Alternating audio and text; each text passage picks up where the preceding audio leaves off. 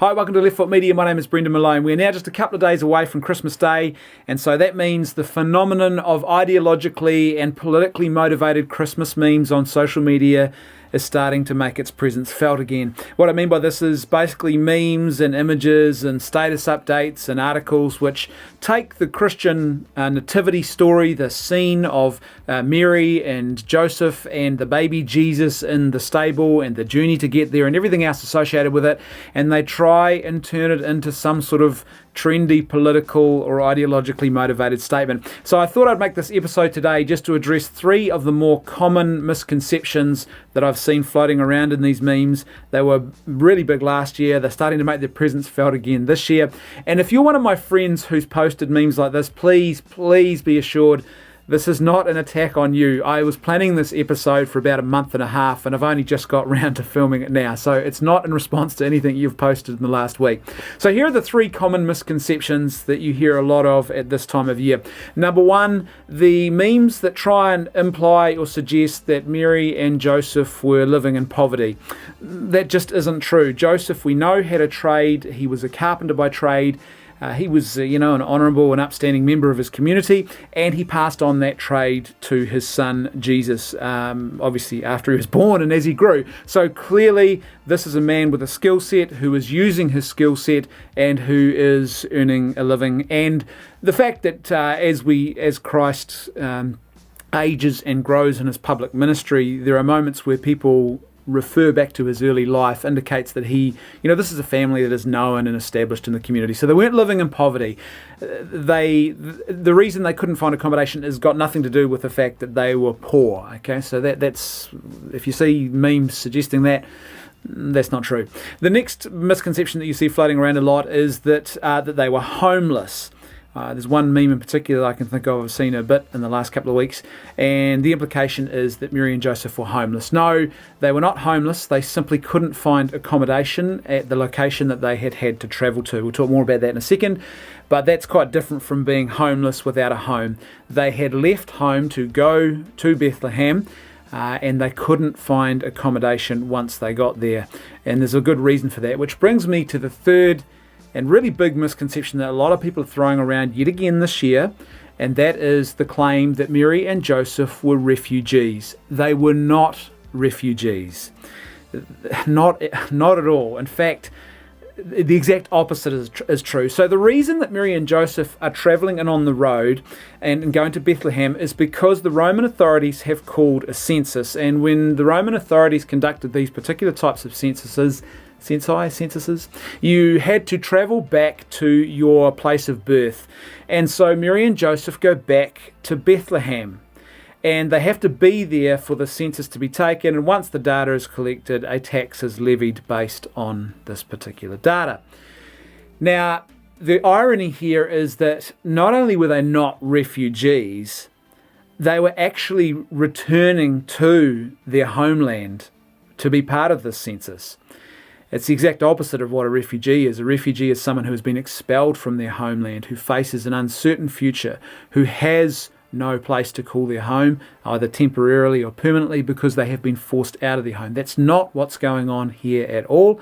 They arrive in Bethlehem, and because of the fact that, the census, the process requires people to return to their hometowns and, their places of birth, as you can imagine, a lot of people who had moved away from Bethlehem end up back in Bethlehem, and there is just not enough accommodation. And so they find themselves in a situation where they can't find accommodation for the night, and, the baby Jesus is coming. And so they end up in a stable, and Jesus is born in a stable, and he has this lowly manger, filled with hay for a bed.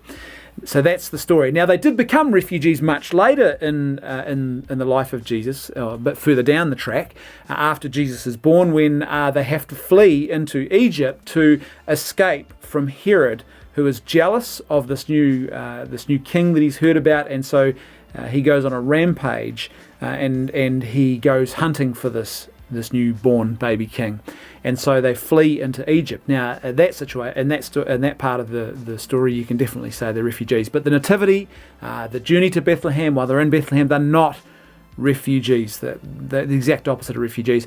The one thing I'd say here is that, and I would encourage you not to do, is don't politicize and don't ideologically colour the events of the Nativity, of the journey to Bethlehem and the birth of Jesus, because these events are really quite profound, and if you don't politicize them and you don't ideologically colour them, they are actually far more powerful and relevant to people. When you try and pigeonhole them and jam them into the latest trendy ideological or political or current affairs events that are happening in the world, you actually reduce their power and impact. Because at the heart of the Nativity is the story of, from the Christian perspective, of God, the all-powerful creator of the universe, who comes to earth and doesn't just, it's not like some sort of science fiction type artificial intelligence robot who comes and walks amongst us and learns our ways, and sort of bemused bewilderment looks at us and says, "Why are tears coming from your eyes?" in some sort of weird, perfunctory, robotic fashion. This is about a God who takes on human form, becomes human, who actually doesn't just become human, but becomes the most vulnerable human being that you can become, which is a newborn baby. And not only is he become the most vulnerable human being that you can become, but he becomes a vulnerable human being in a very precarious and difficult situation, where mum and dad don't have a bed for the night and the baby is coming, and, he's born into this really quite bizarre and lowly manger, stable type environment. And that account and those events are profound in what they show us about God, because they show us two important things. They show us a profound love for humanity that is built on the back of a truly astounding act of humility. God could have come amongst us as a fully grown adult without all those vulnerabilities. God could have come amongst us in some sort of rich, well-to-do, wealthy, kingly or politically respected family. He doesn't. Just a woman who conceives before she is married, a lowly carpenter, born in a stable. The full gamut of the human experience is experienced by God. He doesn't just come and watch and observe, he participates in that human experience. It's a profound act of love, and it's a profound act of humility. And he does all this for our salvation, for our good. He comes to earth to takes on human form, to live and to experience everything we live and experience, and that culminates at Easter when he dies on the cross and then is resurrected from the grave, obviously, for forgiveness of our sins. So that's the Christian message in a nutshell, right? Now that account, those events, are far more impacting and relevant to people than taking the nativity story and trying to politicize it and make it trendy and tie it to some current event that's going on. Because that account and that profound act of love and humility is universal, and it is timeless, and it's a message for everyone.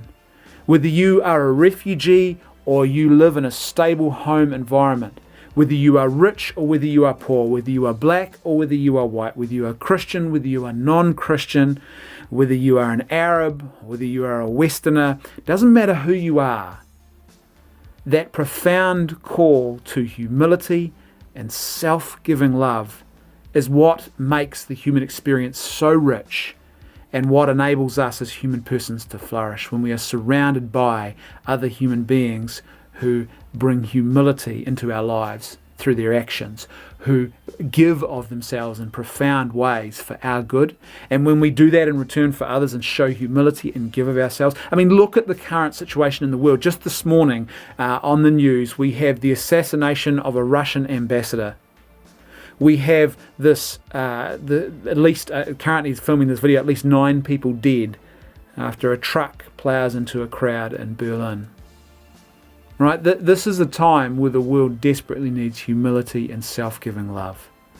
That's the story, and that's the profound truth that lies at the heart of the nativity account.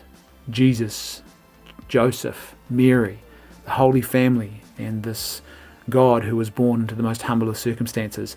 That's the account we should be focusing on, not some politicised meme version of it, which actually reduces its importance and impact and ties it to an event and all of a sudden strips it of the depth and meaning that we all desperately need to hear and to experience and to be challenged by, to actually live out in our own lives, particularly with the way things are in the world right now. Thanks for watching, and Merry Christmas everyone. I'll see you next time on Left Foot Media.